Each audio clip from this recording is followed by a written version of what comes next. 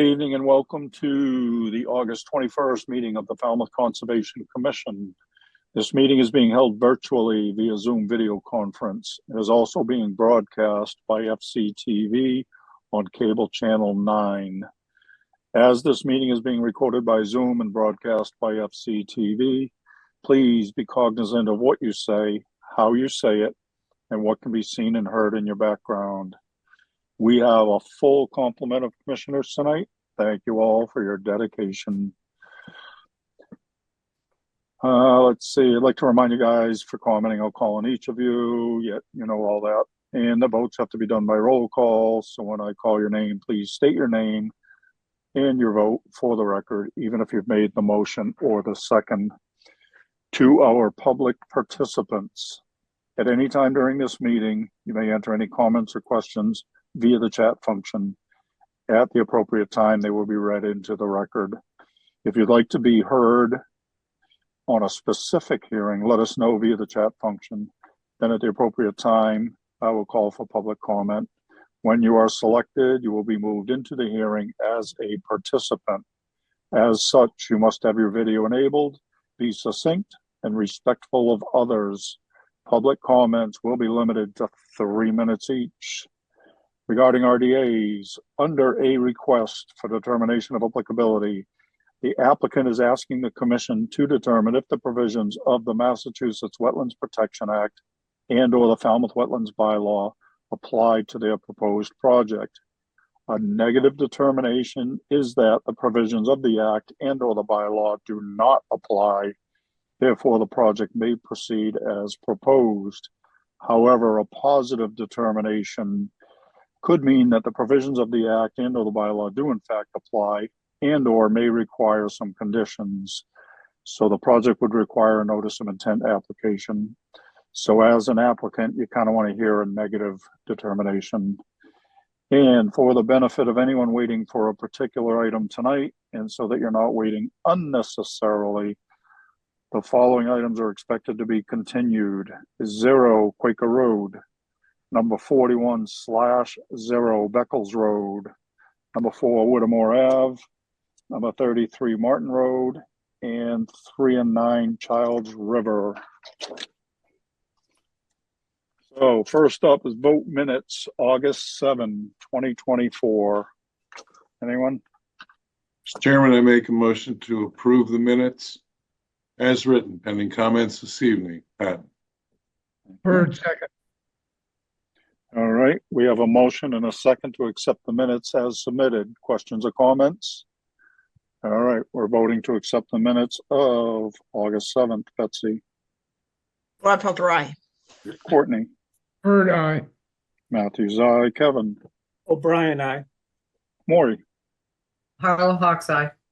Ron. Driscoll, aye. Steve. And aye. It is unanimous. We have accepted the minutes of August 7th. Thank you, Kristen. Next up is a request for a continuance for a determination of applicability. This request is Jeffrey and Barbara Littner, 0 Quaker Road. Map and parcel ID is 05-01-087-007, North Falmouth, Mass, for permission to construct a new single-family dwelling with attached garage and Title V compliant sewage disposal system on an undeveloped lot. Alyssa. The applicant has requested a continuance until September 18th. Bird, so move. Driscoll, second. All right, we have a motion and a second to continue this request until September 18. Questions or comments? We're voting on the continuance. Betsy. Betsy, you're on mute. Gladfelter, aye. Thank you. Courtney. Bird, aye. Matthews, aye. Kevin. O'Brien, aye. Maury. Harlow Hawks, aye. Ron. Driscoll, aye. Steve. Pat and aye. It is unanimous. We have continued this until September 18th. Next up are requests for continuance under a notice of intent. We have a few of them, so bear with me. First one is John Rosenfeld, 41 Beckles Road and 0 Beckles Road. Map parcel ID is 36-060-000-007 Falmouth, Mass. For permission to raise, RAZE, an existing single-family dwelling and construct a new single-family dwelling with a patio and attached garage, construct a carriage house, upgrade the existing sewage disposal system, and install mitigation plantings. And Jen, before you, I'm going to ask you, but why is this 2 addresses but 1 ID? That Melissa, you doesn't wanna make take sense that? to me. Oh, sorry. The work takes place on 2 properties, but the same people own both properties. I don't know why they're not combined, but we wanted to make sure that each address was advertised. Okay, I'll take your word for it. All right. And their request is? September 11th. Bird so moved. Driscoll second. All right, we have a motion and a second to continue this notice until September 11th. Questions or comments? We're voting on the continuance. Betsy, Gladfelter, aye. Courtney, Bird eye. Matthews, aye. Kevin, O'Brien, aye. Maury, Carlo Hawks Eye. Ron, Driscoll, aye. Steve. Aye. It is unanimous. We have continued this until 9/11. Bear with me. All right. Next request is Michael Smith and Yvonne Chung, 4 Whittemore Avenue, Falmouth, Mass. For permission to upgrade an existing sewage disposal system, construct a 2nd floor addition, and install restoration plantings. Jen, Yes, Mr. Chairman, the applicant is requesting a continuance until September 11th. Bird so moved. Driscoll second. all right, we have a motion and a second to continue this until September 11. Questions or comments? We're voting on the continuance. Betsy, Gladfelter, aye. Courtney, Bird eye. Matthews, aye. Kevin, O'Brien, aye. Maury, Carlo Hawks Eye. Ron, Driscoll, aye. Steve. Patton, aye. It is unanimous. We have continued this until 9/11. Next up, Lars Berggren, 33 Martin Road, East Falmouth, Mass. For permission to raise, RAZE, an existing single-family dwelling, construct a new single-family dwelling with a bulkhead, upgrade the existing sewage disposal system, and install mitigation. Jen, Yes, Mr. Chairman, the applicant is requesting a continuance until September 11th. Bird so moved. And is this not about the 3rd continuance we've had? I was just gonna ask that. What was that? How many Is this times can not you about the continue? 3rd continuance? The 3rd continuance on the 11th? No. oh, No. this Oh, is, That, for that Of this- site, Of this Oh. application. Yeah, we were trying to work. It's a difficult site, Courtney. There's a lot going on. We've already met on site with them and they just have some more work to do with the plan. But That's fair. That's yeah. what I wanted to know. Yeah. Thank you. And It's- I did move to Complicated site. continue it. we have a motion to continue this till 9/11. On 9/11, so we need a second. Sorry, Driscoll second. So just to point out the obvious, we're getting buried on this, the 11th now. All right, we have a motion and a second to continue this to 9/11. Questions or comments? All right, we're voting on the continuance. Betsy, Gladfelter, aye. Courtney, Bird eye. Matthews, aye. Kevin, O'Brien, aye. Maury, Carlo Hawks Eye. Ron, Driscoll, aye. Steve. Patton, aye. It is unanimous. We have continued this to 9/11. Excuse me, Next. Mr. Chairman, 1 second. Courtney, Yeah. there's something smoking behind you. Yeah, there's people there. Oh, okay. I Yeah, did not know it's- that. My son is cooking some nice Okay, I just blue wasn't sure, crabs Courtney, out of when your back was some turned, little so I didn't Sipowicz want at you. Marsh. Sorry, Jamie. All right, cancel the fire department. All right, next request is Richard C. Barrett, trustee, Richard C. Barrett Revocable Trust, Number 3, Charles River Road, East Falmouth, Mass, for permission to install a vinyl sheet piling bulkhead behind a failing timber retaining wall. And before anybody says anything, Jen, would this and number 9 be combined as a continuance request? Or do we have to vote separate? You don't have to vote separate if you wanted to mention the second one. It's the same date, so. Okay, so if everybody remembers, number 9, Childs River is the same project. So So they're the requesting a continuance until September 18th. Bird, so move. Driscoll second. And again, just to be clear, that's for both hearings, number 3 and number 9, as they're Yep. kind of sort of a combined Correct. project. All right, we have a motion and a second to continue these until 9:18. Questions or comments? We're voting on the continuance. Betsy, Gladfelter, aye. Courtney, Bird, aye. Matthews, aye, Kevin, O'Brien, aye. Maury, Fellow Hawks Eye. Ron, Driscoll, aye. Steve. Patton, aye. It is unanimous. We have continued both of these until 9:18.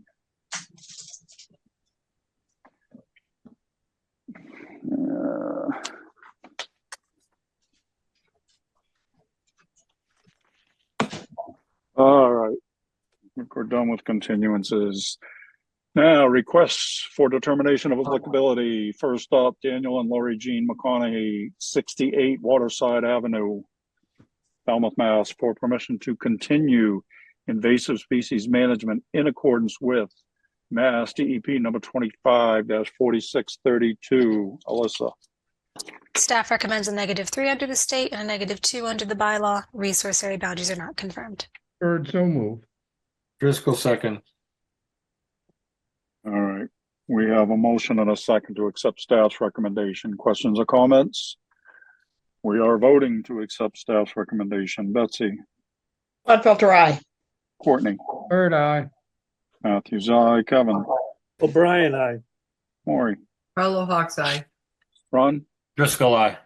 Steve. Patton, aye. It is unanimous. We have accepted staff's recommendation. Next request, Black Beach Harbor Head Civic Association. 0 Little Neck Bars Road, map and parcel ID is 24-09-001-003, West Falmouth, Mass, for permission to maintain a portable guard shack on Little Neck Bars Road. Alyssa, Staff recommends a -3 under the state and a -2 under the bylaw. Resource area boundaries are not confirmed. Bird, Can I so add move. one point? We're gonna make a note in this that the guard shack be removed in the winter months and for any storm event, because it's been out there. So we'd like it removed in the winter months. yeah, the operative word here being portable. Correct. Okay. All right, we have a motion to accept staff's recommendation. Driscoll second. Thank you. I have a question. Courtney? Just how big is this guard shack and what is the definition of portables? They're gonna need a tractor trailer to remove it, or can it be removed in the back of a? I have It's on a defined, boat trailer. Yeah, it's on like a utility trailer, Courtney. It's just like a little It's a shed. okay. tiny So shed. Six We're by not, eight. we're not utility authorizing trailer. another border area with, it just seems to be getting more and more involved. Courtney, the shack's been out there for a couple of years. All right. Anyway, end of my comments. All right. We have a motion and a second to accept staff's recommendation. Any other questions or comments? All right, we're voting to accept staff's recommendation. Betsy, Gladfelter, aye. Courtney, Bird, aye. Matthews, aye, Kevin, O'Brien, aye. Maury, Fellow Hawks Eye. Ron, Driscoll, aye. Steve. Patton, aye. It is unanimous. We have accepted staff's recommendation. Next up, continued request for determination of applicability. Carol Kelly, 155 Coonamessett Circle, Falmouth, Mass, for permission to vista prune according to FWR 10.18 10B. Alyssa, Staff recommends a -3 under the state and a -2 under the bylaw. Resource area boundaries are not confirmed. Bird so moved. Driscoll second. all right, we have a motion and a second to accept staff's recommendation. Questions or comments? All right, we're voting to accept staff's recommendation. Betsy, Gladfelter, aye. Courtney, Bird eye. Matthews, aye. Kevin, O'Brien, aye. Maury, Carlo Hawks Eye. Ron, Driscoll, aye. Steve. Patton, aye. It is unanimous. We have accepted staff's recommendation. Next request has been previously continued. Brings us to requests for hearing under notice of intent. All hearings of the Falmouth Conservation Commission are held simultaneously under the authorities of the Massachusetts Wetlands Protection Act and the Falmouth Wetlands Bylaw. Although a single decision of the commission is issued, it represents a separate decision under each authority. As a reminder, public commenting is limited to 3 minutes. So I encourage you to stay within the purview of this board, which are the rules and regulations of the Wetlands Protection Act and the Falmouth Wetlands Bylaw, and how they pertain to a particular application. The chair reserves the right to stop any commenting that is disparaging or inconsequential to the hearing. First up, Stephen and Susan Moore, 125 Little Neck Bars Road, Falmouth, Mass, for permission to renovate an existing dwelling, construct an addition, install mitigation and DCPC plantings, and conduct invasive species removal and restoration. Jen, Yes, Mr. Chairman, the applicant is requesting a continuance until September 11th, and that is the last continuance you will have on the 11th. sure. Bird so moved. Driscoll second. Bear with me. All right. We have a motion and a second to continue this until September 11th. Questions or comments? All right, we're voting on the continuance, which is continued to 9/11. Betsy, Gladfelter, aye. Courtney, Bird eye. Matthews, aye. Kevin, O'Brien, aye. Maury, Carlo Hawks Eye. Ron, Driscoll, aye. Steve. Patton, aye. It is unanimous. We have continued this until 9/11.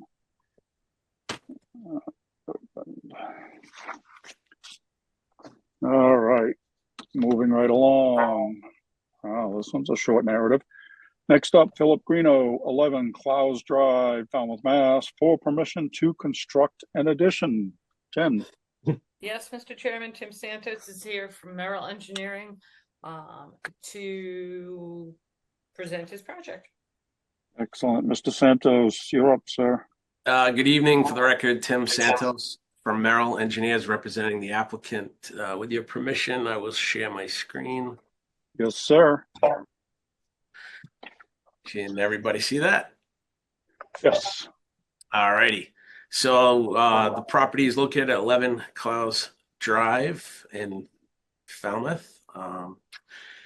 Currently developed with an existing single-family home, gravel driveway, associated decks on the front and the rear, landscaped areas surrounding the house, a concrete patio and pool in the back. The resource areas on or within 100 feet of the property are a bordering vegetated wetland to the north adjacent to Sippawisset Road and a certified vernal pool to the south of the what I'll just call a common driveway that accesses all the houses on Clowes.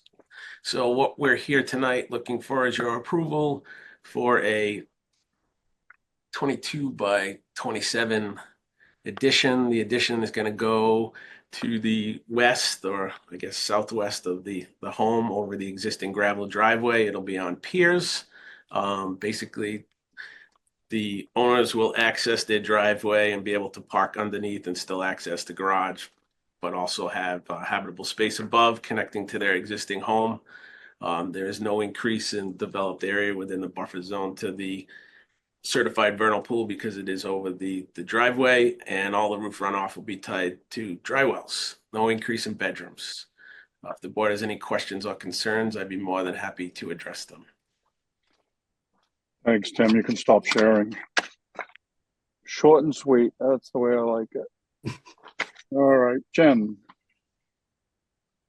Yes, Mr. Chairman. It's a pretty tight area in there. So, Tim, you're going to see some language.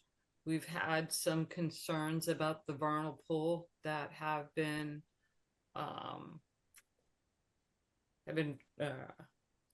our attention. So you'll probably see language like the limit of work has to consist of something with orange construction fencing as well, I guess. There's been a problem on that site with contractors just parking all over the place. So, and then both of these. Can you tell us about the pergola that was constructed? So let me just share the screen again so I can show it to you. So the pergola is in this area here. It's over the concrete patio. Okay. It was recently constructed, but it was over the concrete patio. I have let the owners know that any type of structure or construction like this, there should be a permit for. They're aware of it now. Okay. So maybe we'll just tie that in as after the fact, just so we permit it now. Okay. All righty. Thank you. All right. That's all I have, Mr. Chairman. All right, Alyssa. No comments. Thank you. Okay. Commissioner comments. Betsy. I just want to reinforce what Jen said. I've gotten several comments about a lot of construction traffic there and worried about the vernal pool. So whatever Jen thinks would be the best way to control it, I'd like that put as a condition. Okay. That's all. Thanks, Jamie. All right. And Courtney. Tim. Courtney. I agree with Betsy. No other comments. All right. And Jen. Kevin. No other comments, Mr. Chairman. Thank you. All right. Maury. No questions or comments. Thank you. Nice and short. Yep. Ron. Same here. No comments. Thank you. All right. Steve. No comments. Thank you. I thought for sure you were going to spoil it. All right. Jen, is there anything in the public chat function, please? Nothing in the public chat, Mr. Chairman. I'll make a motion to close the hearing and take it under advisement. Bird second. All right. We have a motion and a second to close the hearing. Any other questions or comments? All right, we're voting to close the hearing. Betsy. Gladfelter, aye. Courtney. Bird eye. Matthews, aye. Kevin. O'Brien, aye. Maury. Carlo Hawks Eye. Ron. Driscoll, aye. Steve. Aye. It is unanimous. We have closed this hearing. Thank you, Mr. Santos. Thank you. Have a good weekend. See everybody on the 11th. Thank you. You Night, too. Sam. Aye, Night. Tim. Good night. Good to see you guys. All right, the next one have been previously continued, as has the next one, which brings us to, all right, I'm sorry if I get this wrong, Yakov Ostrovsky, 28 Whitecaps Drive, East Falmouth, Mass, for permission to raise RAZE an existing single-family dwelling and construct a new single-family dwelling with a deck, remove the existing shed, install mitigation plantings, and conduct all associated clearing, grading, and landscaping. Jen. Yes, Mr. Chairman, I promoted Mike Borselli up from Falmouth Engineering to present his project. I didn't bring this one with me. Mr. Borselli, you're up, sir. Thank you, Mr. Chairman. Members of the commission, for the record, Mike Borselli, Falmouth Engineering, and I represent the applicant. With your permission, I'd like to share my screen. Yes, sir. The applicant has filed a notice of intent to raise and reconstruct an existing single-family dwelling on the property known as number 28 Whitecaps Drive. This is the existing conditions plan. The lot has water frontage on Jenkins Pond, which is considered land under water body. There is a small sandy beach. There is no bordering vegetated wetland, but there's an inland bank, and we've outlined the boundary of the inland bank on the plan as defined. And we've also shown in this case a 100-foot no disturbance zone A from the inland bank. More on that in a couple minutes. The house is served by an existing driveway, walkways. There's yard areas. The trees that are on the lot have been located.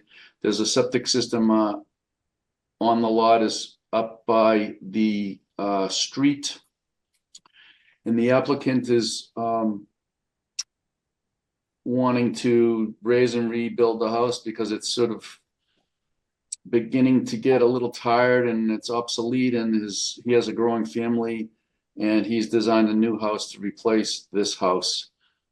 And I will show that to you now.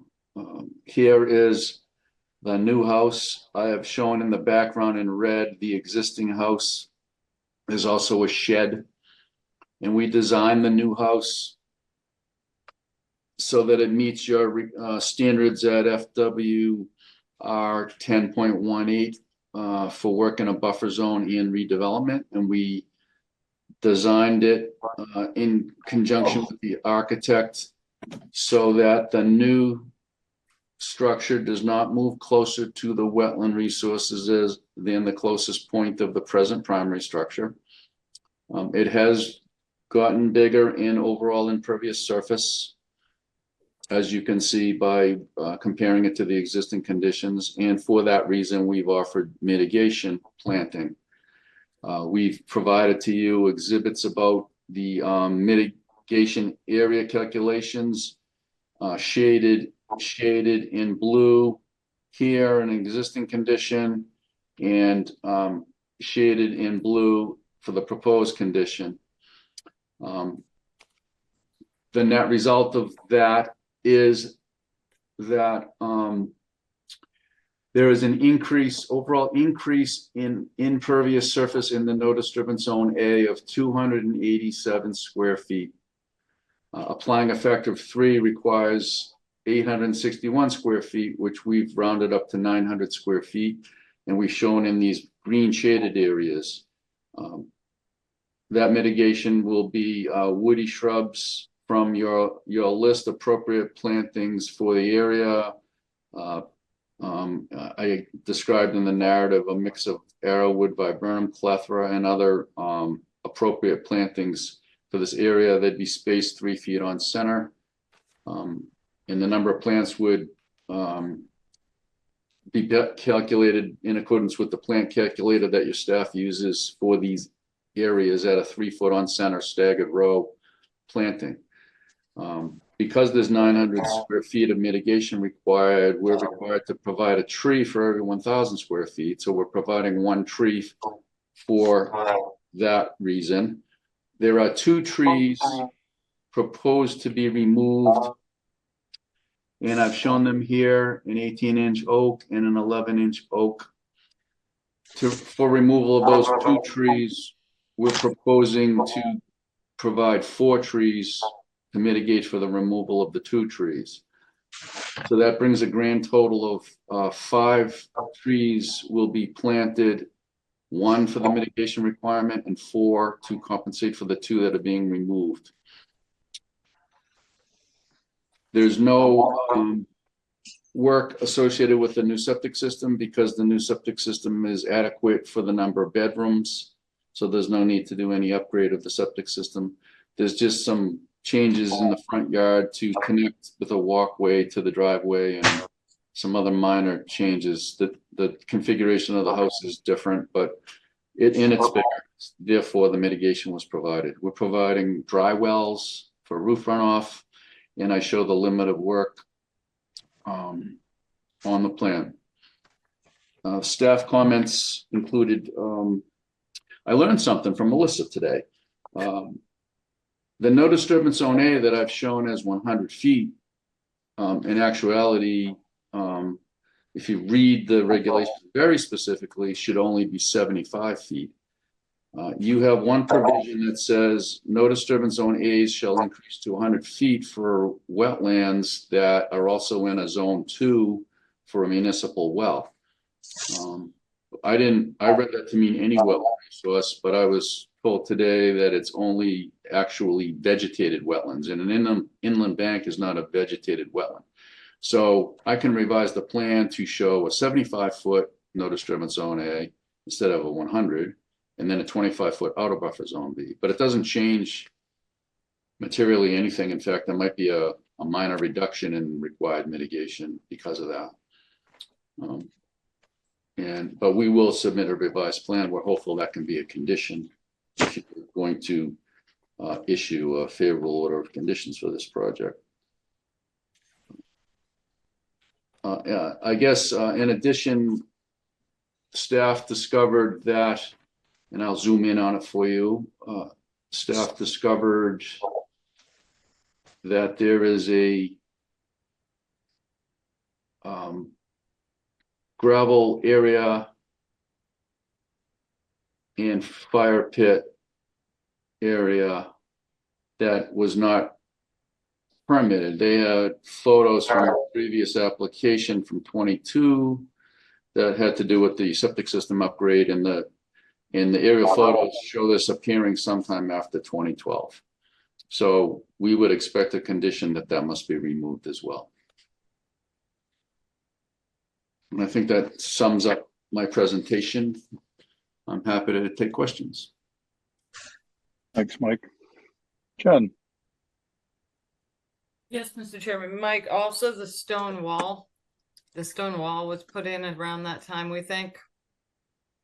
Right, right. Yeah, so we'll have to decide whether the stone wall can be removed, because if the board looks at your staff report,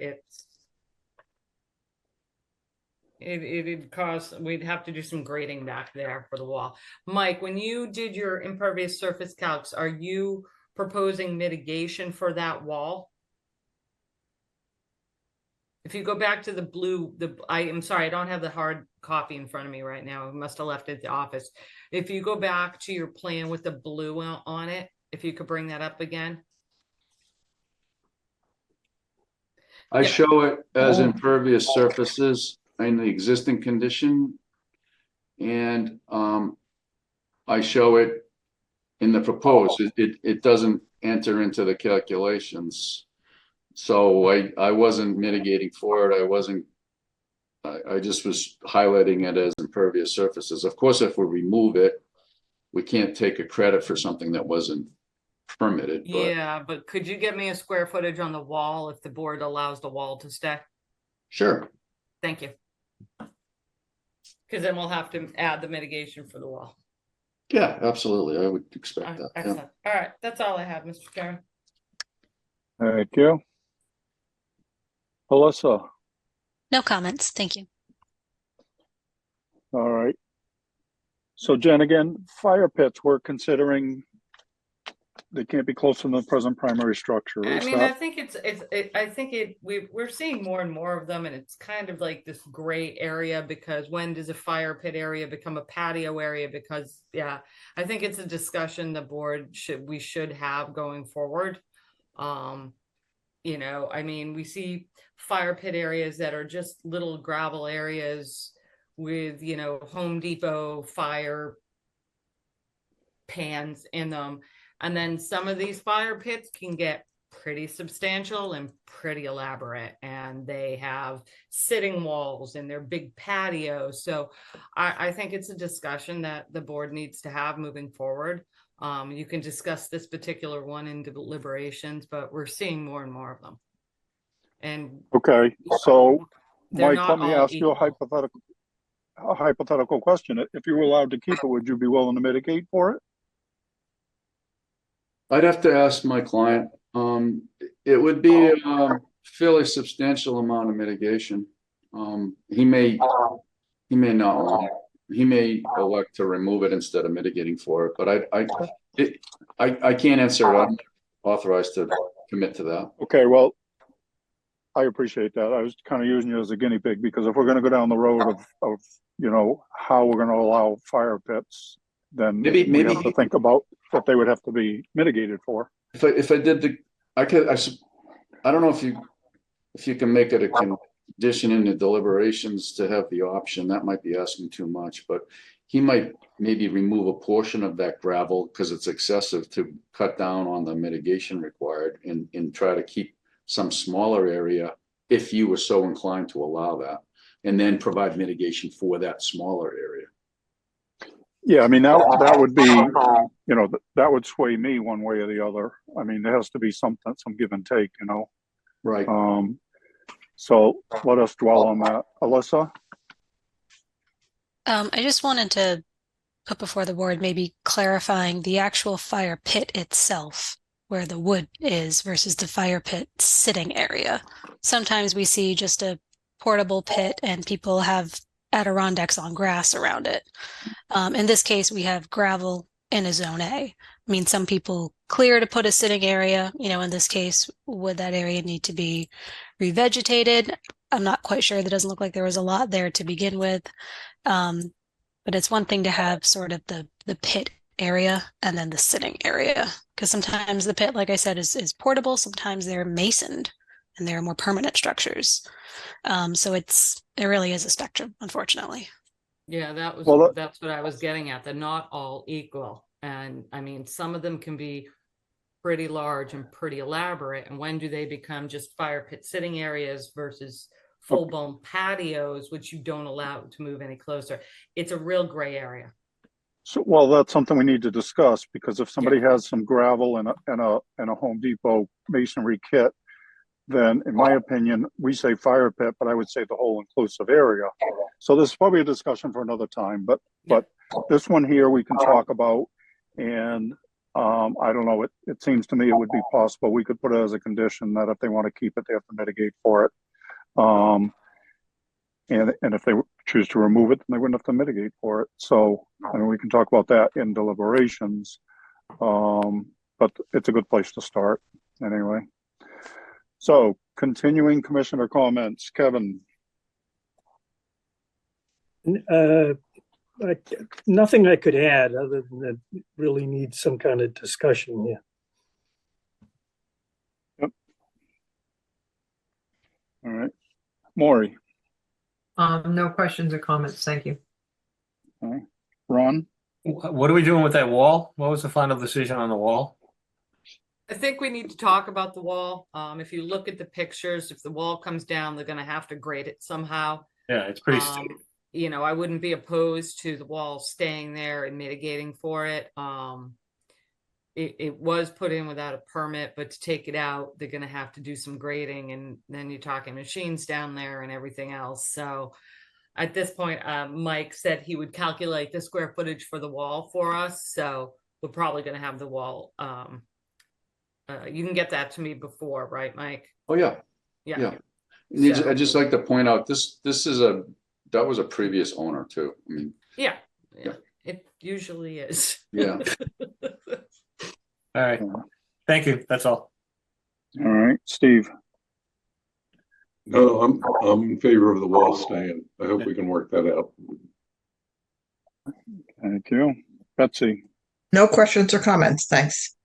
All right. Thanks, Courtney. Mike. Thanks, Jamie. Courtney.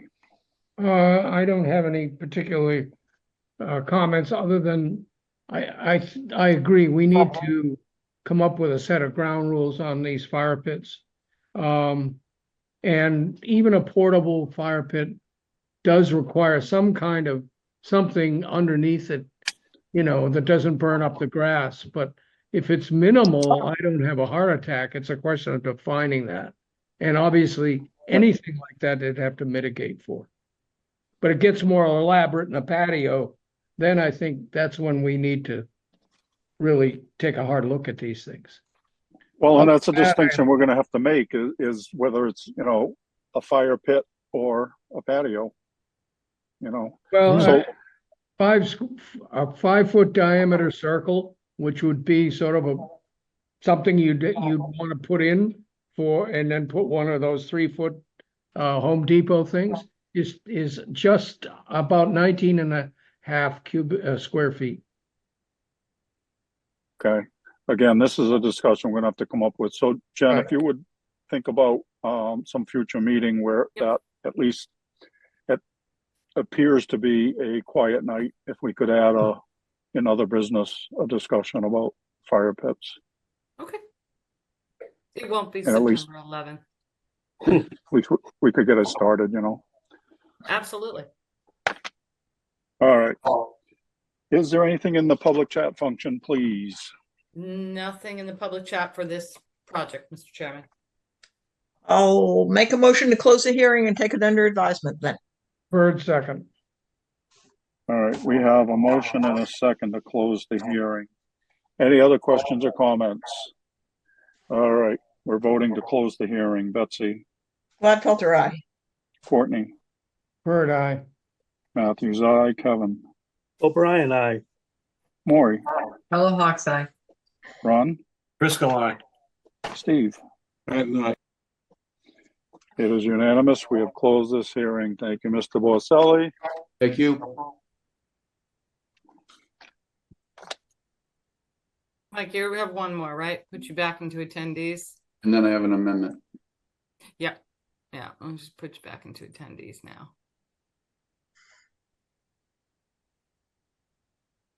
All right. Next up is a continued request for hearing under notice of intent. Keith Tortorella and Marianella Van Etten, 126 Bay Road, North Falmouth, Mass. For after-the-fact permission to replace an existing licensed timber pier and float to install mitigation plantings per Mass DEP number 25-3499 and remove and restore a shell parking area. And Alyssa, I have the quorum excludes Courtney and Maury. Is that correct? All right, Jen. Yes, Mr. Chairman, Raul Lizardi from Cape and Islands Engineering is with us to present his continued project. Raul? Excellent. Raul, you're up, sir. Good evening. For the record, Raul Lizardi from Cape and Islands Engineering, representing the applicant and this project. This project, as mentioned, was a continued project from 3 weeks ago. And the reason for the continuance was for the applicant to look back at, try to addressing the recommendations from Division of Marine and Fisheries to provide flow stops. So we reached out to the float manufacturer and something can be done to this type of units. And if I could share my screen. Yes, sir. So this image that I'm showing is the revised plan, and what it really highlights is what the manufacturers said that they can do for this plastic bins that they use for their floating piers. And what it is an adapted aluminum leg that gets attached to the corners of the floating piers, and that provides the flow stop at 18 inches from grounding. The original design or the original plan was more like it showed those details like that. It didn't show the legs, and it didn't show the detail for the leg. So the revised drawing now has this little detail for the leg, and it calls out the legs for the pier. So that's essentially the revision for this project.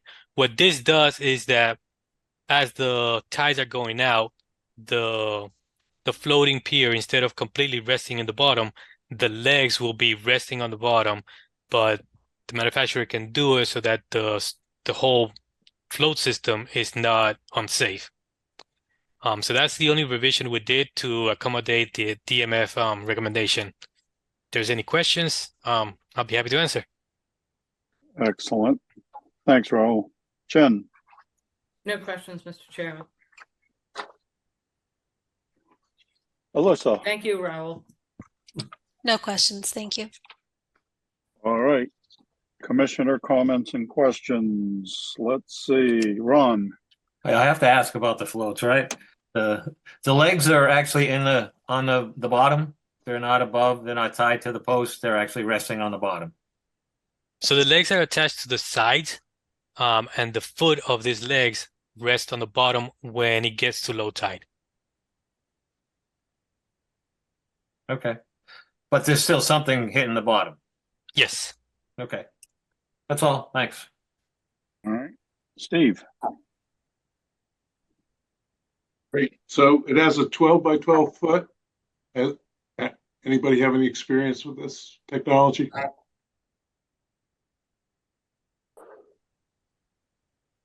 Well, it's better than having the whole pier and float sitting on the. Yeah, I understand. I'm just considering the Yep. stability of the, and whether it just gets stuck in the muck and, stays there. Not if it's attached to the leg. Raul. So yeah, when we were reaching back to the manufacturer, they have two different sizes depending on the type of bottom.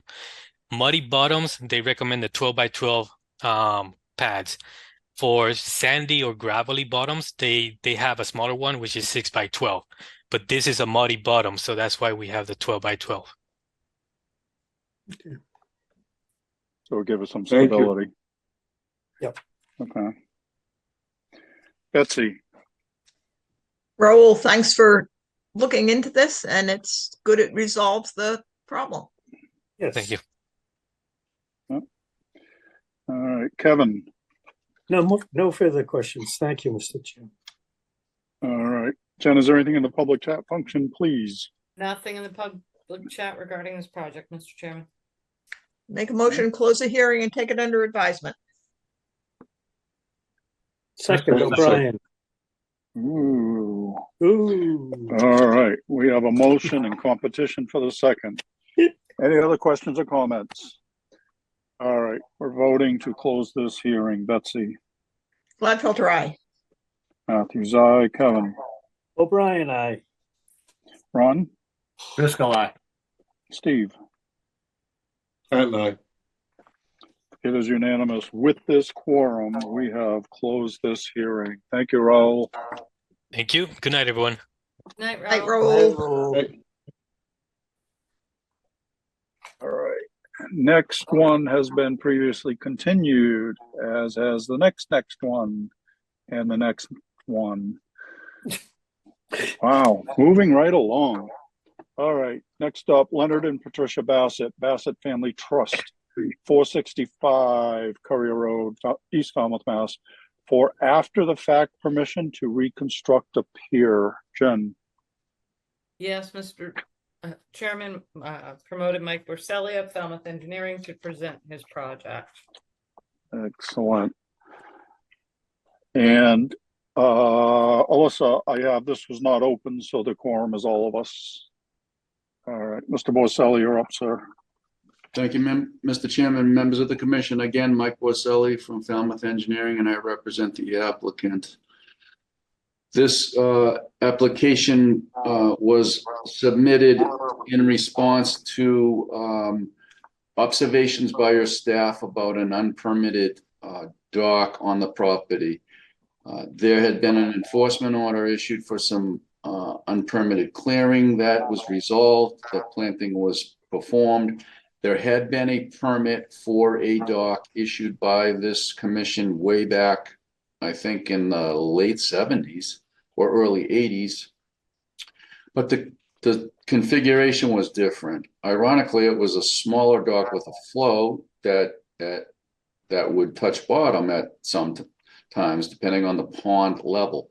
But at some point in time, the owner went out and purchased aluminum framing pier, fixed pier sections, and without permission built a 37-foot long, 3-foot wide, lightweight aluminum pier.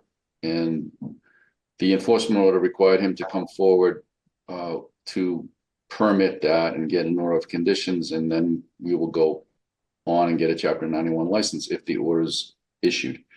The reason the hearing was continued was because the actual as-built dock, which is just 3 foot wide by about 37 foot long, and it holds a small boat that enjoys Shumat Pond. The very end of that dock didn't have 3 feet of water, so the staff asked us to do more soundings and see what it would take to get to 3 feet. So the revised plan, which I will now share with you, with your permission. Absolutely, sir. The revised plan now shows that we're adding 1 additional 8-foot long section, and that'll get us to 3.2 feet of water at the very end. That's the only change to the original plan. I also show it in profile here. This 1 section is being added to get 3.2 feet of water at the very end, as is your requirement. And I'm happy to answer questions. Thank you. Ken? None at this time, Mr. Chairman. Thank you for having them permit this, Mike. Yep. You're welcome. All right, Alyssa. No questions. Thank you. All right, commissioner questions or comments, Steve? Just procedure. Now you go for the license? Actually, now we go to the Board of Selectmen. We can't go to the Board of Selectmen until we get a order of conditions, and then after the Selectmen, we go to DEP for a Chapter 91, because they want to see local approvals before they'll review and process a Chapter 91 license application. Okay, but sometimes we have hearings and we hold them because they don't have a license. Right, it's the same reason. They're trying to go through the license process, but they have to go through you first to get an order of conditions, so you can, if it's an existing dock, you might make recommendations to improve it. There might be reason, environmental improvements that can be made, or just to acknowledge its existence. If the DEP wants some acknowledgement from the town that it exists. Okay, fine, thank you. No other questions. All right, Betsy? I have a question for Jen and or Mike. How much does the height of a Shumat Pond change during the year? And I suppose it might depend on what the groundwater level is. Yeah, Right. it fluctuates, Betsy, in any given year. I don't know. It depends how much rain we have in the spring. It's a classic coastal plain pond shore. It really Yeah. is. But I've it- seen but the it- water really, really high, Yeah, along almost up to the road and up to where the association beaches, up to that staircase, because I used to run in that area all the time. And then I've seen it really low where you get those bands of little forbs and sedges, and there's Oh, yeah. a lot of rare plants that come up on very low water years over there. and this is Yeah. right now, when we measure this, it's very, very low. So I think we're at, like, statistically the lowest levels. The elevation is low, the water Yes. elevation. Water's low. Yeah. Right. When we made our measurements, yes. Yeah, is there any outlet that gets blocked off? I don't know if there's any weirs that I'm not aware of that. I don't know. I'm There not might be on the aware. Mashpee side. I don't know. Okay, I'm just curious. But at any rate, at this point, the dock you're making, people can get up to the dock in a boat, even if it's like low water conditions. Yeah, it's a tiny pontoon boat. It's like draws like 6 inches of water. Yeah. Okay. That's all. I'm just curious. Thanks. Courtney? Betsy's kind of asked a lot of the questions that I had in mind, so I have nothing more to add. All right. Mike, is this dock removable? Oh yeah, seasonally? it's very lightweight. It comes out every year. and they store it in the upland. I think they store it in their garage. It's in like 8-foot sections. It's lightweight aluminum sections. It has feet. It's just tiny little like 4x4 feet that just, it's a gravel bottom. 4-inch by 4-inch feet. Thank you. Kevin? No questions, Mr. Chairman. Thank you. Okay. Maury? Actually, it was a pretty nice design for a homeowner. Sorry, Mike, but no, I have no other questions. Thank you. Okay. Not suitable for the ocean, but it's okay for a pond. Yeah, well, big difference. Ron? All set, thank you. All right. All right, what are you thinking, folks? Right? Wait, hold up, I skipped a step. Jen, is there anything in the public chat function, please? Nothing in the public chat, Mr. Chairman. And I'll make a Almost motion to close the hearing and take it under advisement. Bird second. I would have had to have been suspended. Oh my. All right, we have a motion and a second to close the hearing. Any other questions or comments? All right, we're voting to close the hearing. Betsy? Gladfelter, aye. Courtney? Bird eye. Matthews, aye. Kevin? O'Brien, aye. Maury? Carlo Hawks, aye. Ron? Driscoll, aye. Steve? Patton, aye. It is unanimous. We have closed this hearing. Thank you, Mr. Boselli. Thank you.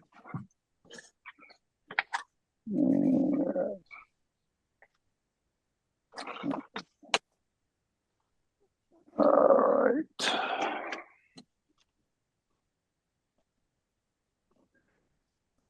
All right, next up, request to amend an existing order of conditions. First up, Nathan Pieri, 196 Metoxet Road, East Falmouth, Mass. Request to amend the order of conditions for Mass DEP number 25-4947 to modify special condition number 3. Jen? Yes, Mr. Chairman, Mike Verselli from Falmouth Engineering is here to present his request. Excellent. Welcome back, Mr. Boselli.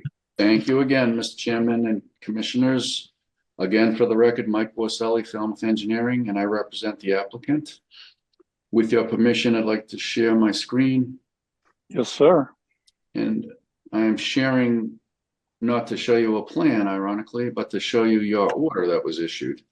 And there are no plans really to review. You've already reviewed them. There's no changes to the plans. There was just a language issue that we were hoping we could get you to reconsider modifying special condition number 3, or if not, perhaps make another finding that allows my client to feel a little bit more comfortable about your decision.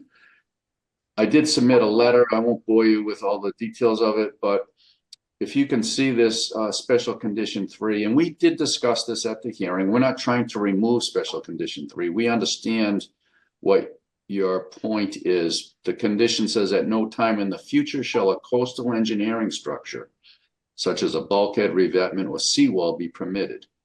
We understand that, and when you issued the order of conditions and during conversations, you made it clear that one of the options, you wanted the applicant to consider shifting the house back. And I think we came to a compromise of shifting it back somewhat. It might not have satisfied some commissioners, but there was a sort of a give and take on a diminished view versus how much you shift the house back. But we did come to a consensus, and you approved the shift, a minor or slightly less than maybe you wanted shift back. And there was conversations clearly about never being able to put a coastal engineering structure in. And there is no significant erosion, but the word revetment was the word we were hoping you would reconsider and remove. And the reason being is that fiber roll arrays and coir fiber rolls in some publications are considered a revetment. They're not hard armoring, they're a soft solution, but they are sometimes referred to as revetments. And we did, and I think it's in the minutes or on the video, talk about, and I think you understood and agreed that there are some, if there were some minor erosion areas, there might be an opportunity to install a fiber roll or two, and or also do planting as a soft solution, just to prevent any further erosion from occurring.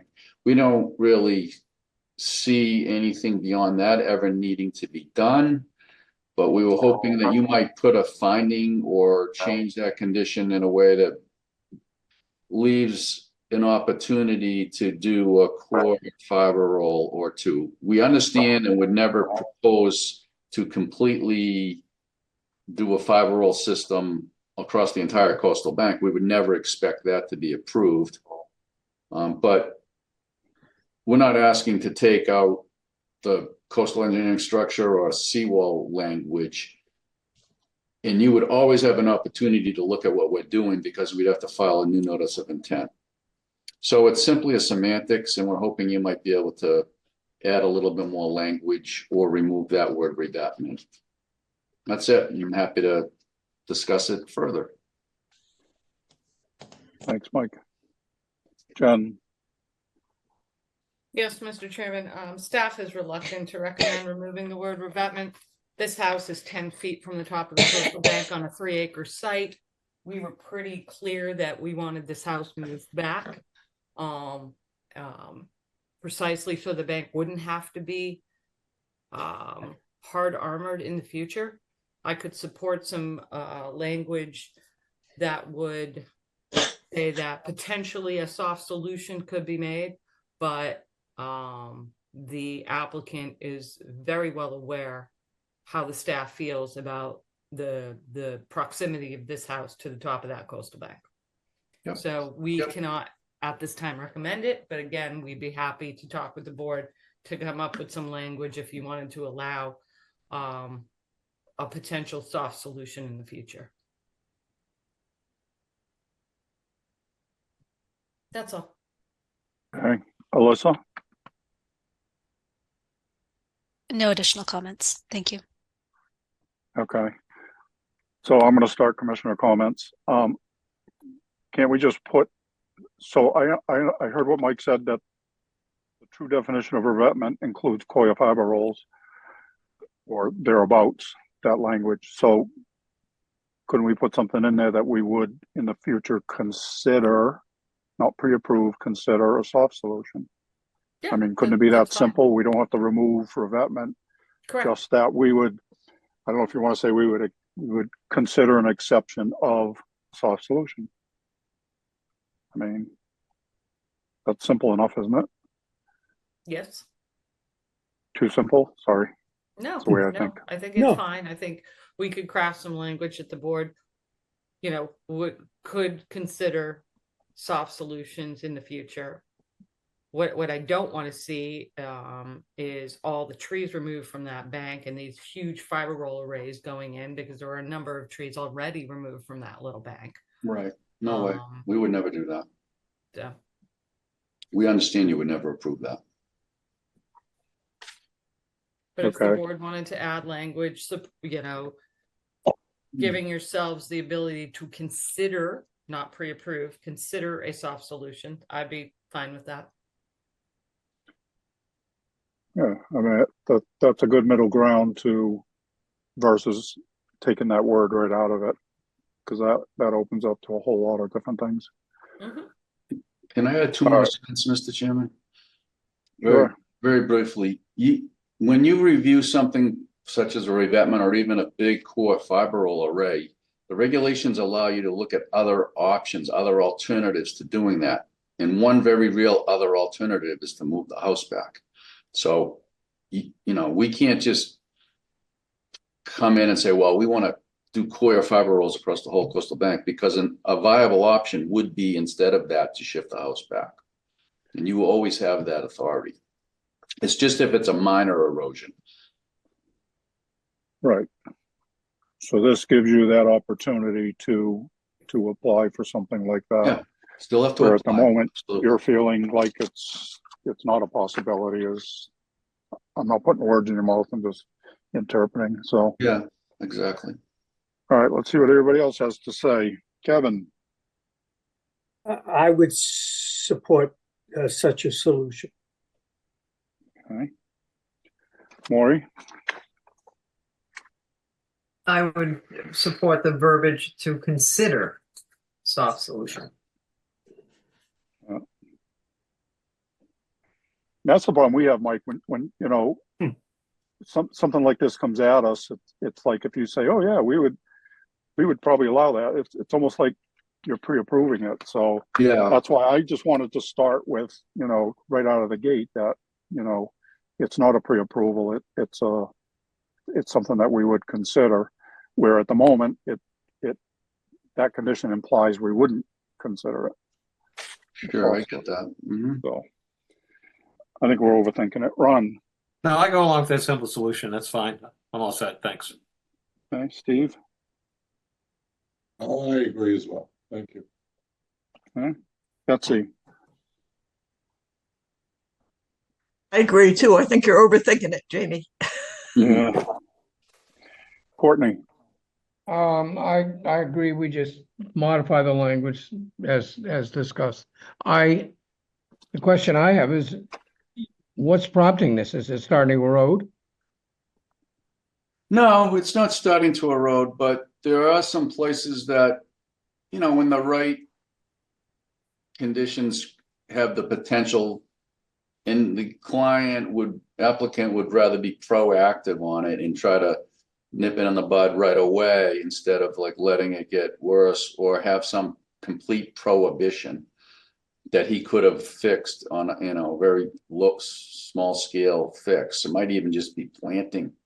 It might just be one foyer roll in one spot, supplemented with planting that might do the trick. Yeah. So it's all driven by the reality that the owner confronts at some point in the future. So this is purely an academic discussion of what if. Yeah. All right, thank you. all right, Jen, is there anything in the public chat function, please? Nothing in the public chat, Mr. Chairman. Thank you. I'll make the motion to close the hearing and take it under advisement. Third, second. All right, we have a motion and a second to close the hearing. Any other questions or comments? All right, we're voting to close the hearing. Betsy, Gladfelter, aye. Courtney, Third, aye. Matthews, aye. Kevin, O'Brien, aye. Maury, Carlo Hawks, aye. Ron, Driscoll, aye. Steve. And I, It is unanimous. We have closed this hearing. Thank you, Mr. Borselli. Thank you, Mr. Chairman and Commissioners, and to quote a famous other engineer, have a good weekend. Oh, well, you too, Mike. You too, Michael. Not weekend for me yet. Yeah. Good night. Good night. Good night. All right, moving on from the Mike Borselli show. Hmm. We have like 3 in a row, man. All right, next up, request to extend an existing order of conditions. First up, BH Crest Property LLC, 350 Quaker Road, North Falmouth, Mass. DEP number 25-4657, requesting a 3-year extension. Jen. Yes, this is beach maintenance activities. It was permitted just 30 years ago. So this is the first extension for this particular DEP number.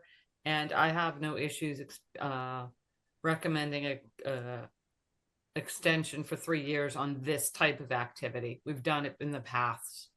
Okay. All right. Questions or comments? All right, what are you thinking? Third, so moved. We'll extend it for 3 years. Gladfelter, second. All right, we have a motion and a second to grant a 3-year extension. Last call, questions or comments? We're voting to grant the 3-year extension. Betsy, Gladfelter, aye. Courtney, Bird, aye.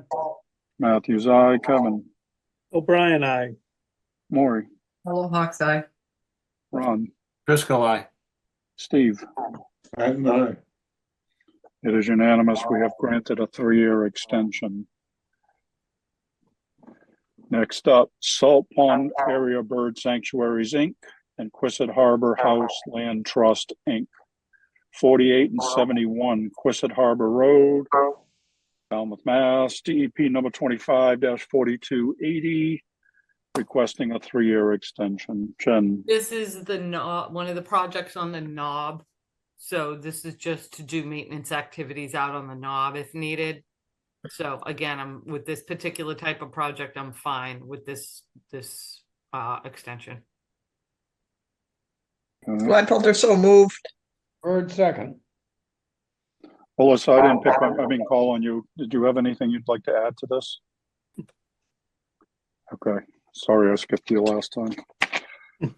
All right, we have a motion and a second to grant a 3-year extension. Last call, questions or comments? We're voting to grant a 3-year extension. Betsy? Gladfelter, aye. Courtney? Bird eye. Matthews, aye. Kevin? O'Brien, aye. Maury? Hawks eye. Ron? Driscoll, aye.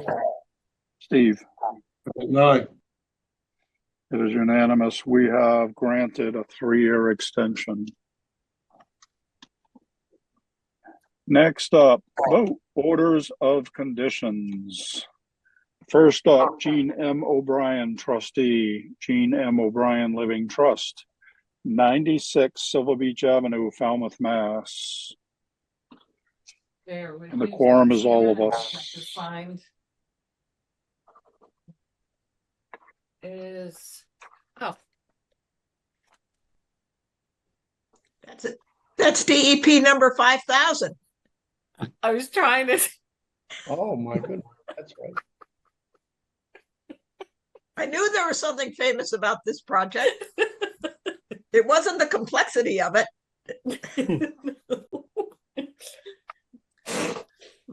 So we grant an order of Been an conditions just RDA. based on that? So moved. Almost. And second.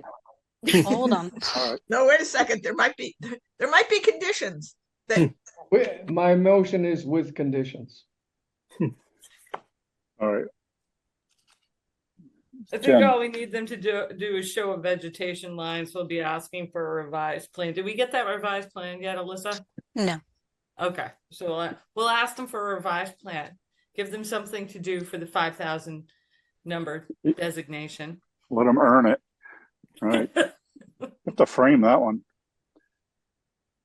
All right, how many commissioners are going to go down there and steal that sign? Never mind. All right. Now we can entertain a motion in a second if you're interested. I'll move to issue an order of conditions to DEP number 5000 as discussed and conditioned. And second. Gladfelter second. All right, we have a motion and a second to issue an order of conditions as extensively discussed. Last call, questions, comments, additions. All right, we're voting to issue an order of conditions. Betsy? Gladfelter, aye. Courtney? Bird eye. Matthews, aye. Kevin? O'Brien, aye. Maury? Carlo Hawks eye. Ron? Driscoll, aye. Steve? And aye. It is unanimous. We have issued an order of conditions. Jen, you might want to tell them to make their site sign like the ugliest thing they can come up with. I will. All right. Next up, Eric W. and Sabina H. Hamry, 218 Acapesket Road, Falmouth, Mass. And the quorum is all of us.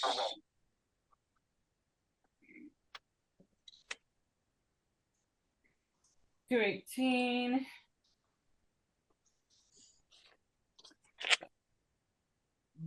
BSS. Believe it's a raise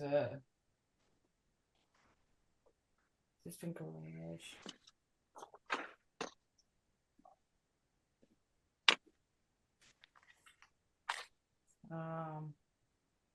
Raise and rebuild.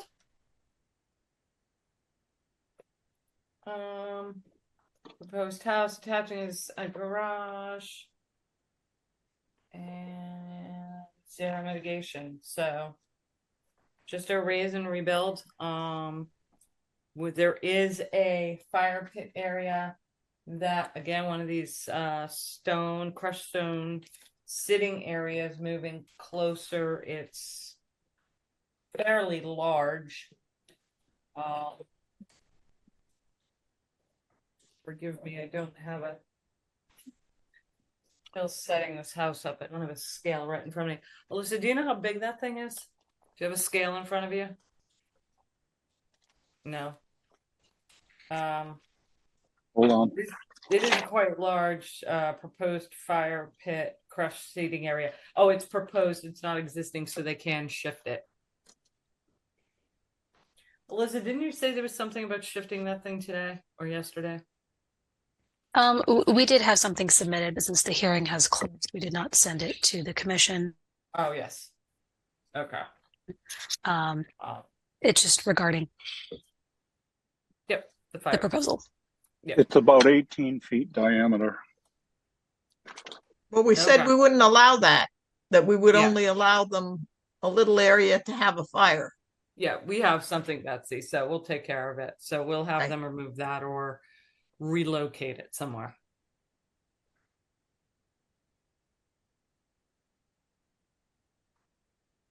Can there be that something it? in there in the language that says it has to remain crushed stone?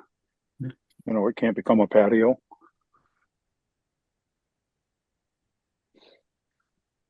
You know what I mean? Depends on where it is, doesn't it? You can't have a patio in A that Right. doesn't All exist. right. So again, maybe this is for future discussion, but because we have one here in front of us, I'm speculating that if we're gonna work on something to allow fire pits, I mean, to say they can There have a is fire another- pit without anything around it, you know, we'd want them to have some seating, allow them to have some seating.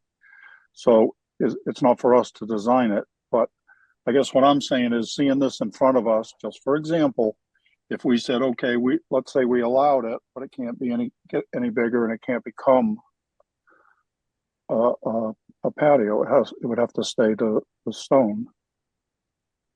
Or we reject it, or we tell them we got to move it. Well, they Or already then did now- move it. They've sent it in to the staff. Yeah, that we can relocate it because they didn't even offer to mitigate for it, and it is partially in zone A. So, and their needs, and I'll find a time to put this discussion on because it'll morph into a larger discussion on gravel versus stone and the A and the B, and that gets really confusing too. So I can carve out a hearing or half a hearing where we can have some discussions. Just a note, Jen, they did include it in the impervious surface calculations, but there is an overall decrease. Okay, perfect. So the board could consider not approving it, having it relocated, allowing them to have the fire pit itself, just no sitting area, you know, it has to be lawn or mulch or something like that. I wouldn't want it to be mulch. Well, All right. So my think two of something cents is, natural. did they move it someplace that you guys liked better? It wasn't proposed to be relocated. I don't know if I should really say it. It was submitted after the hearing, you know. So, does the board want it there or not? We can just say no, they can't have it. And then once we decide on a policy with fire pits, they can always come back and reapply to have a fire pit under an RDA. They can't have something that's 18 feet of gravel in the Okay. A zone. All right, then we just say no fire pit All right, because it's 18 feet across in diameter. Okay, so again, this is probably a discussion for down the road. I'm just going to say this: 18 feet isn't as big as you think. If you buy one of those pre-manufactured kits from like Home Depot or J&J Supply, they're like 5 foot diameter. So think about that, it's 5 foot, and if you put 5 foot perimeter of stone around it for an Adirondack chair, that makes it 15 feet. Do you follow me? So all I'm saying is 18 sounds excessive, but it's not when you think about the purpose. I'm not pro fire pit. I'm just throwing that out there, and I'm going to stop talking about that. Courtney.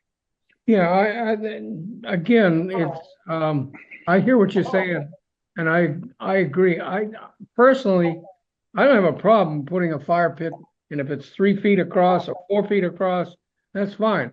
But where I think I have a problem is that all of a sudden we have to have a seating area that extends out X number of feet and is an impervious surface versus just they can put their Adirondack chairs on the lawn.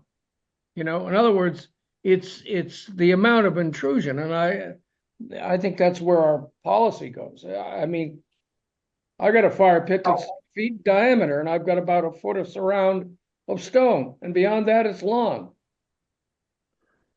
and it works fine. Maury. I think there should be a discussion that if they want to come back with an amendment, because it's almost getting, we're saying you can't even sit in an Adirondack chair on your lawn at this point. So I think we need to get a better handle on what we will allow. Impervious surface. I mean, don't say fire pit. It's like, it's a recreation area. I don't know, but we just Then we're need gonna get, I agree with you, Maury, but then we're gonna start splitting hairs over rinse stations versus outdoor showers. I mean, I can know. just see this sliding. down a bad. and- I But know. like I said, we discussed earlier, I've seen very simple gravel, Home Depot, portable fire pits. I hate that word.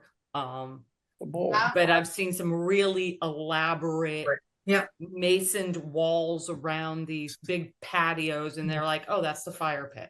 Yeah. Well, no, it's an actual like 200 square foot patio. So where do you draw that line? And that's what we're going to have to grapple with.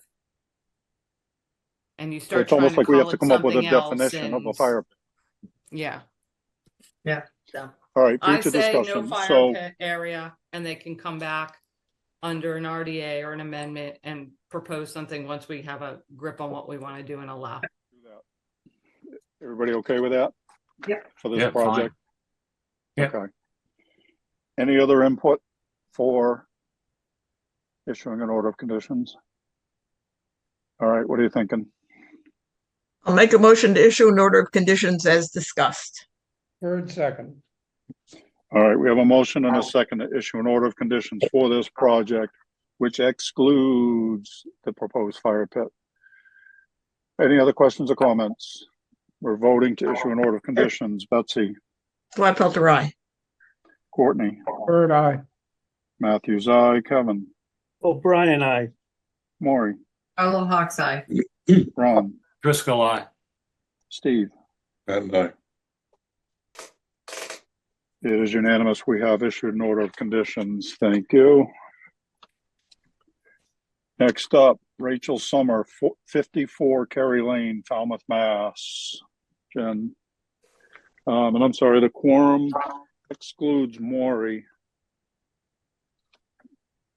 This one and the next one, Maury. This is to do some, assuming it's invasive species. Invasive species work.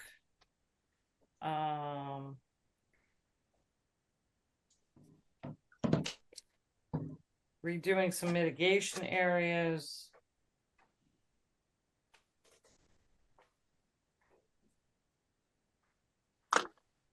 And other mitigation. Plans were done by BSS and Wilkinson. And I don't think have my staff report in front of me. Alyssa, you had locked that down with Yeah, so correct? this was the one where Tom Bunker put up his little hand-drawn sketch.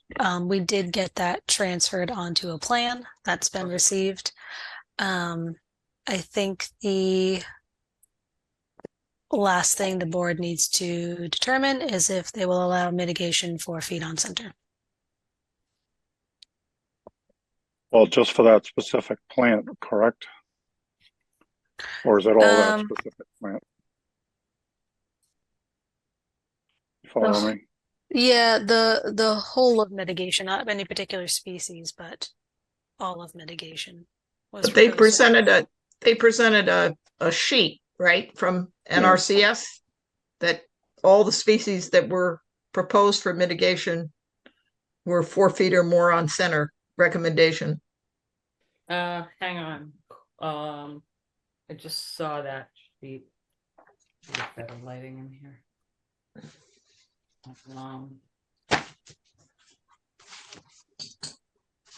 The only ones less than 4 were Sweet Fern and Carolina Rose. Everything was between 4 and nearly 6. I'm okay with the 4-foot centering. But we're saying 4 foot on center, right? Yes, correct. 4 foot for everything, right, Alyssa? That's what they're asking for, in terms of new mitigation and installing outstanding mitigation.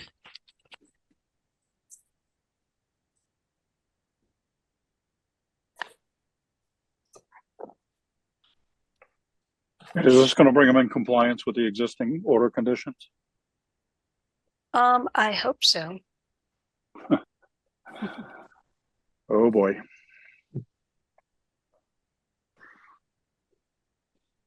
And we also wanted to limit the amount of sweet fern, correct?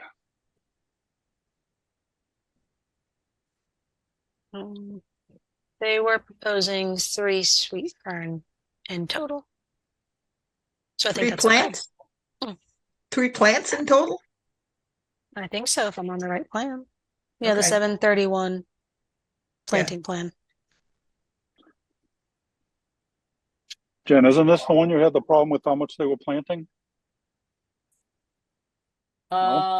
It was this one and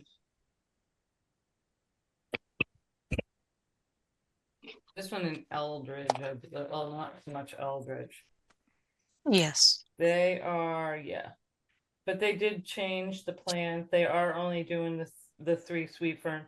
This is the one where he's taken the switchgrass out of the seed mix, which we had an issue with. Oh, the switchgrass. I'm sorry. Yeah. It was the switchgrass, so they took that out. Sorry about that. It's okay.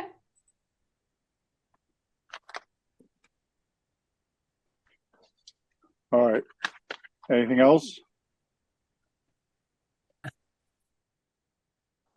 All right. What about, I have a note about the wire fence. What was that, Jamie? I'm sorry. Wire fence? Wire fence. There a fence there that we don't want? Or they're proposing? There's one there, but I don't think they're doing anything to it. Okay.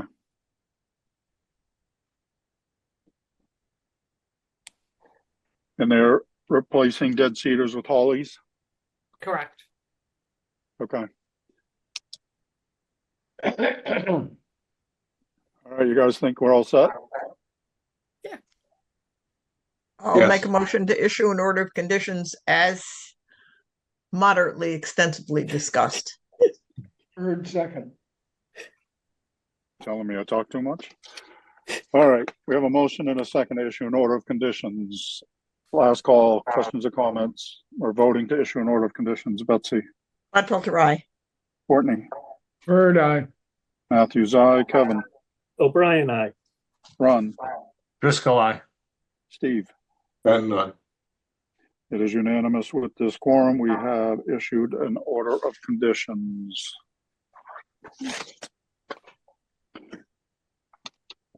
Next up, Paul G.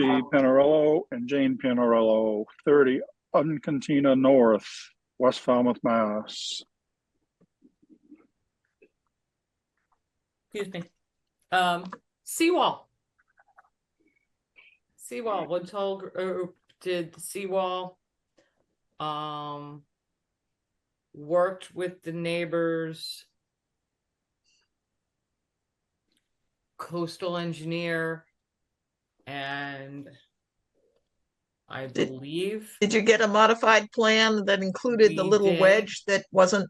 we Okay, did. Whether all parties are still happy, I can't say they are, but we are where we are. The the engineers seem to have agreed on a plan moving forward.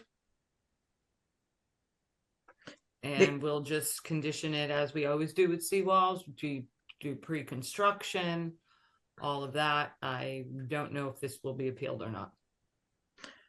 so, but the other thing is before anything is done with the seawall, the planting has to be done. Correct. I mean, and it should be done by a date certain, Okay. like October Um, 30th. Okay. Anything else? All right.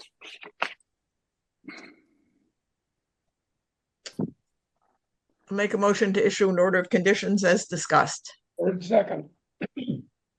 All right, we have a motion and a second to issue an order of conditions. Questions or comments? Last call.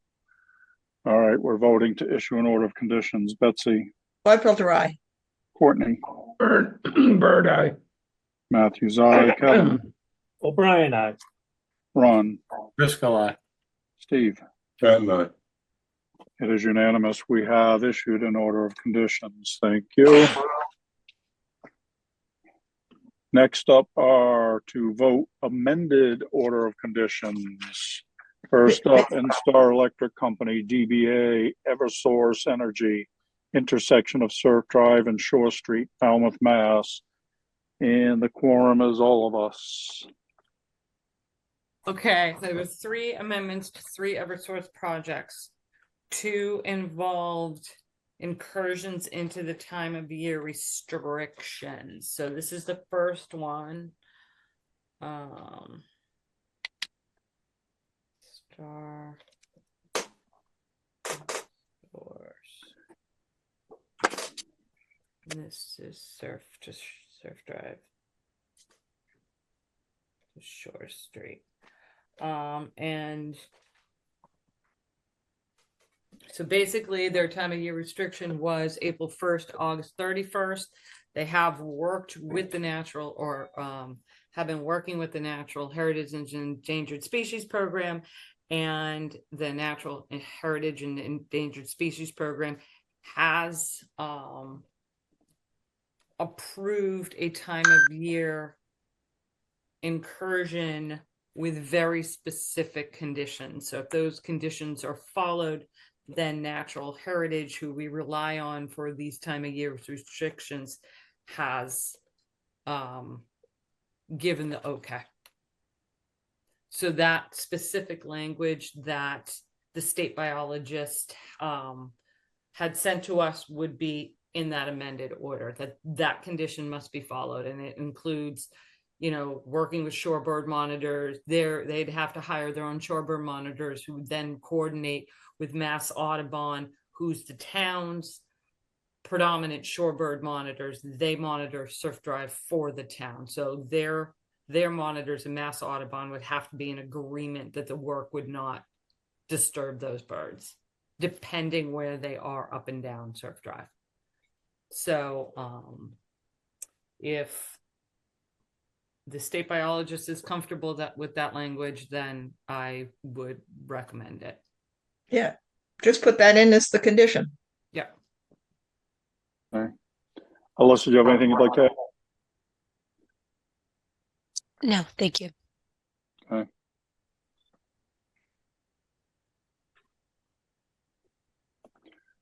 All right, questions or comments? All right, what are you thinking, folks? Make a motion to issue an order of conditions as discussed. Third, second. All right, we have a motion and a second to issue an order of conditions, an amended order of conditions as discussed. Last call, questions or comments? We're voting for the amended order of conditions. Betsy, Gladfelter, aye. Courtney, Bird eye. Matthews, aye. Kevin, O'Brien, aye. Maury, Hollow Hawks, aye. Ron, Driscoll, aye. Steve. Patton, aye. It is unanimous. We have issued an amended order of conditions. Next up, NStar Electric Company, DBA Eversource Energy, 395 Mill Road, Falmouth, Mass. Jen, Same thing, time of year incursion, same language, same approval by Natural Heritage. perfect. All right, what are you thinking? We make a motion to issue an order of conditions as very extensively discussed.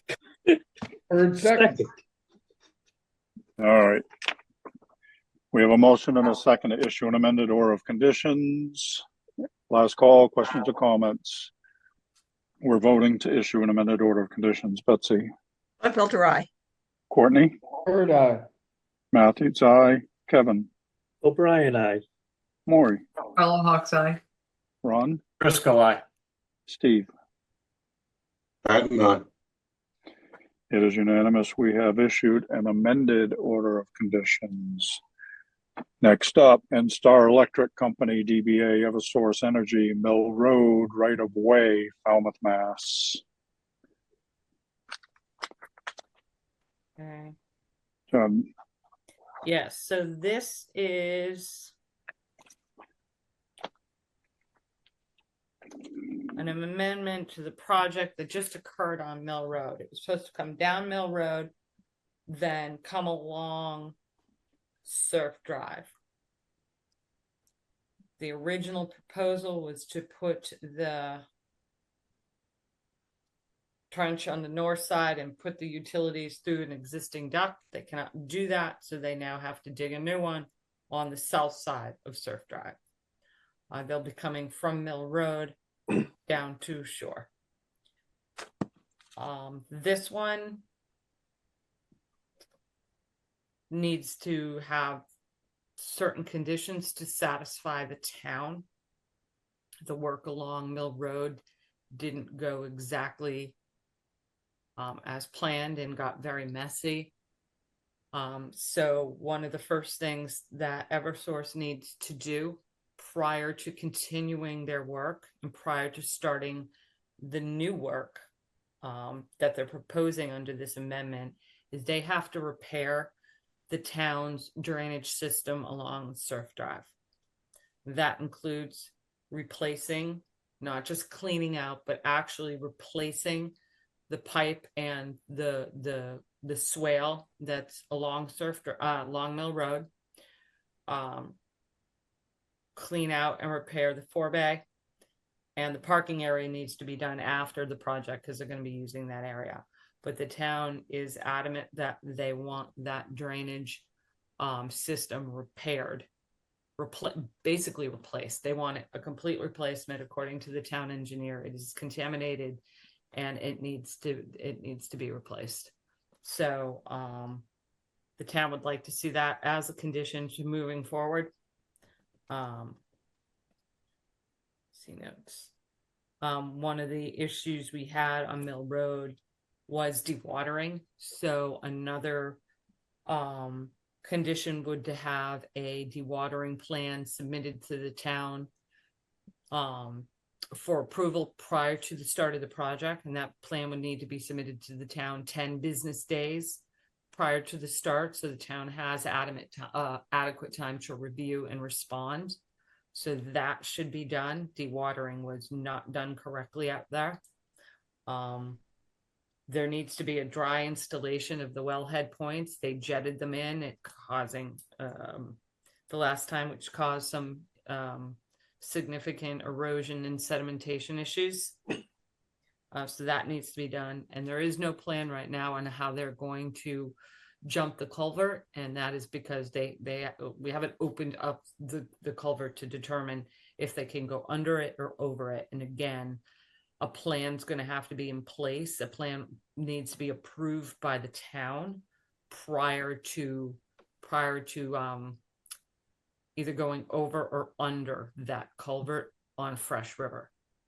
So again, the culvert plan would need to be submitted 10 business days to the town for approval. So we have adequate time to review it with the DPW, comment and approve it. And they cannot move forward until these 3 individual plans, the repair and replacement of the drainage system, the dewatering plan, and the culvert plan, they cannot move forward until the town actually approves of those plans. And that is what the town wants going forward. Okay.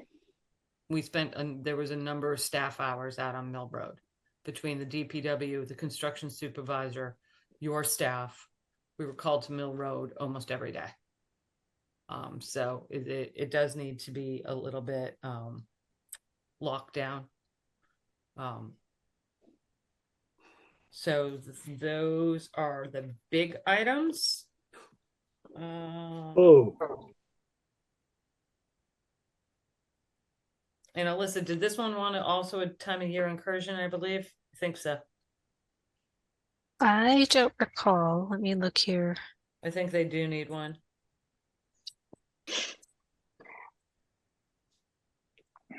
Dewatering. Obviously, pre-construction, the whole 9 yards. And I did, you know, when I spoke with a DPW, I did give Dwight Dunk a courtesy call the other day to let him know that the replacement of our drainage system along Surf Drive was going to be up for discussion as a courtesy.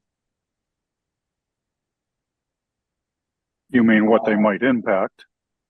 No, what Eversource might have to do prior to them starting on this phase 2. Because I do believe Eversource wants to start like early September.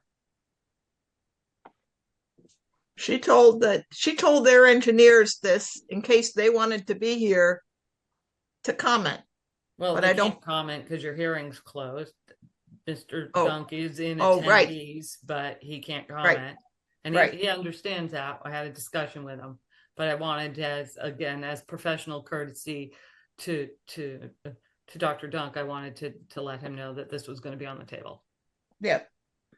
And we kind of touched on that at the hearing, that Mill Road was not executed in a way that the town was happy about, and that needed to be repaired and fixed prior to moving on. So, I mean, this is not a surprise. This has been discussed with both Epsilon and Eversource. They've had meetings out on Mill Road since it's happened. Eversource is aware of the town's Yeah, position. but shouldn't all this be in the original order of conditions? We didn't have, I don't believe, well, the original order of conditions, we did the pre-construction, we did all that. The dewatering got away from them. It was really, that's why in this amendment, we want to see a plan from a dewatering specialist, someone like Rain for Rent or something like that. Yeah, okay, Okay, then we want to see a plan in place. okay. They All had right. too many pumps going into silt bags that exploded. They didn't have the frac tanks on site right away. It lessons learned. Okay, Courtney, you had your hand up? Yeah, I just wanted to be clear that on that drainage structure that was not properly done, that the town is requiring a plan in advance on a design and so forth that will be approved by the DPW and by Constate. Yes, that they want the drainage swale replaced, in accordance with their plans. It was designed Yeah, all by right. it was Not just, designed by Peter McConaty. just like it was everything ins- else, they Yeah. gotta submit a plan, get it Correct. approved, and then go. Okay, Correct. that's my question. All right. Maury, My only question is 10 days enough to review everything, to make sure that they did dot their i's and cross their t's? I mean, it gives the town 2 weeks. It's 10 business days, so it still Okay. gives us a full 2 weeks. Okay. It's just putting a lot of burden on It engineering. is. But I they're also ready don't for want to delay it for a month. I think, Okay, 2 as long weeks as they're of- comfortable. I just didn't want to, I know Eversource is probably in a hurry, but due to their lack of poor performance, doesn't make an emergency on our behalf. I thought 2 weeks was a nice, it gives the town, Yeah. Yeah, that's fine, as long 10 as they're business happy. days and we're not delaying them, by a month or so, Yeah. I'm just trying to find a happy medium. Thank you. I'll make a motion to issue an order of conditions as discussed, Bird including the three conditions requested by the town that Jen just outlined for us. Bird second. All right, we have a motion and a second to issue an amended order of conditions. Any other questions or comments?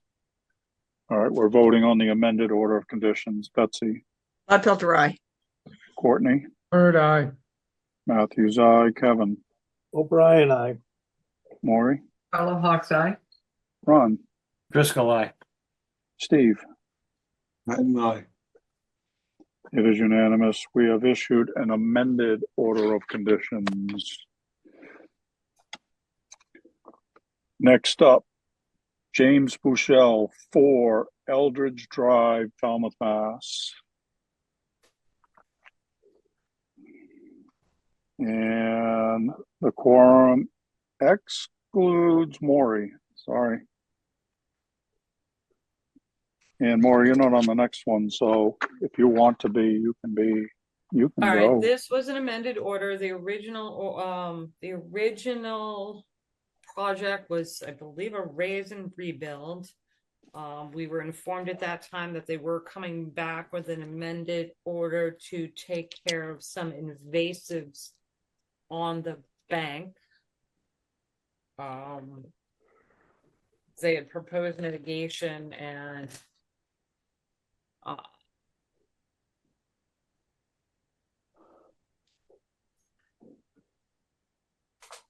so that was done. Wilkinson produced a plan.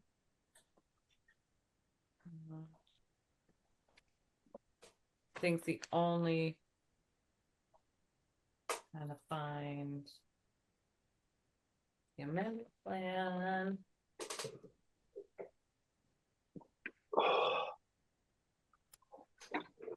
It's kind of a mitigation / restoration plan. Salt marsh tolerant mix to be the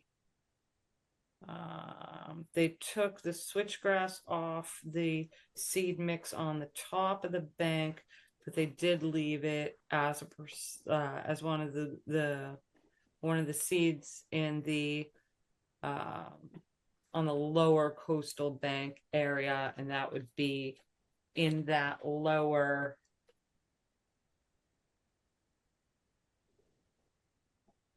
I have that kind of lower, not lower, but that kind of northwest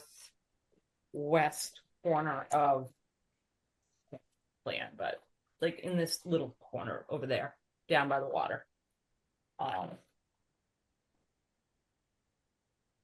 Do we have anything else, Alyssa?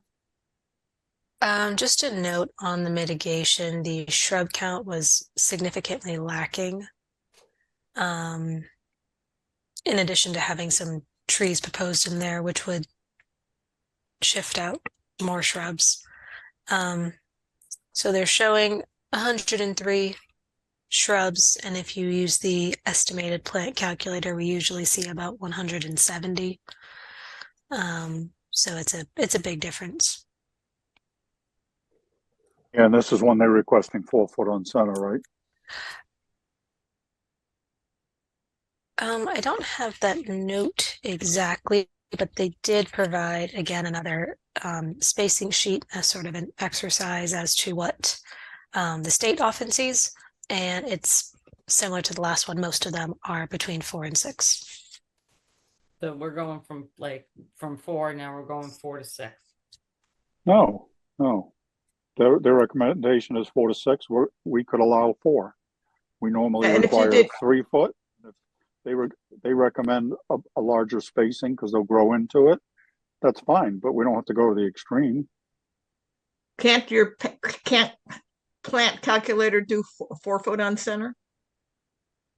Yeah, What would it be? You say 3 feet on center would be 170. What would 4 feet on center be? I'm just seeing if I had written it down somewhere. What's the square footage?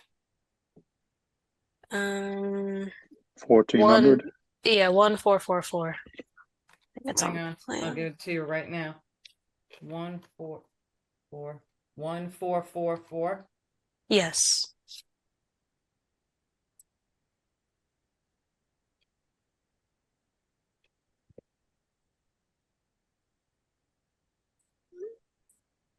$104. And what are they Yeah, proposing? so it's 4 foot on center. So All right, they're good. all right. All right, anything else? Make a motion to issue an order of conditions as discussed. Bird second. All right, we have a motion and a second to issue an amended order of conditions. Last call, questions or comments? We're voting on the amended order of conditions. Betsy, Gladfelter, aye. Courtney, Bird eye. Matthews, aye. Kevin, O'Brien, I. Ron, Driscoll, aye. Steve. And It is unanimous. With this quorum, we have issued an amended order of conditions. Thank you. All right. Next up, Woods Hole Oceanographic Institution, 86 Water Street, Woods Hole, Mass. And for this one, the quorum excludes Betsy and Maury.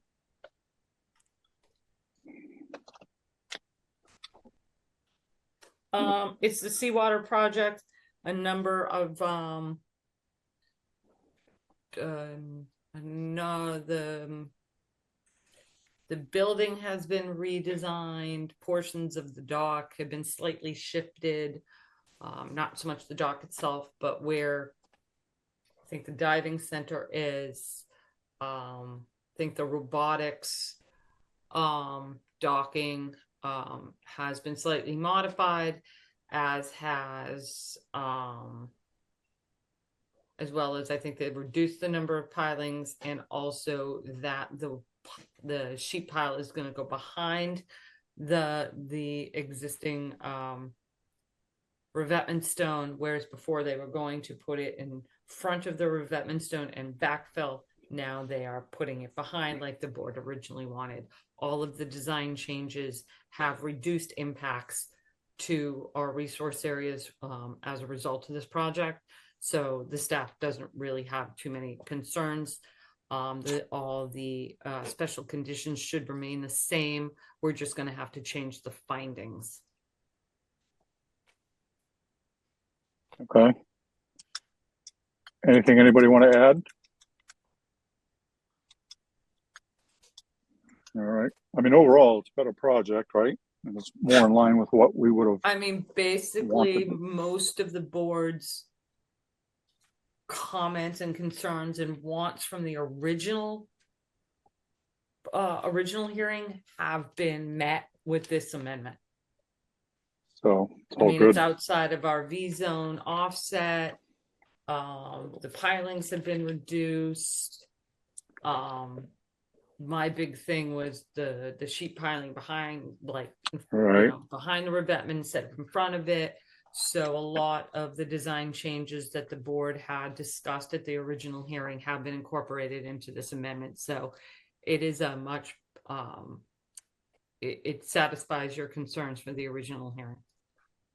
Okay. What do you think, folks? Issue an order of conditions as discussed. Bird second. All right. We have a motion and a second to issue an amended order of conditions. Last call, questions or comments? All right, we're voting to issue an amended order of conditions. Courtney, Bird eye. Matthews, aye. Kevin, O'Brien, aye. Ron, Driscoll, aye. Steve. Patton, aye. It is unanimous. With this quorum, we have issued an amended order of conditions. And I'm happy to tell you that is it, folks. One more motion. Who wants it? I will make a motion to adjourn. Patton, second. Bird All eye. right. All right, I thought I saw Betsy popping. All right, Matthews, Yeah, aye. Gladfelter, aye. All right, Kevin, O'Brien, aye. Maury's not in. Ron, Driscoll, aye. Patton, aye. it is kind of unanimous with the quorum that's left. We're adjourned.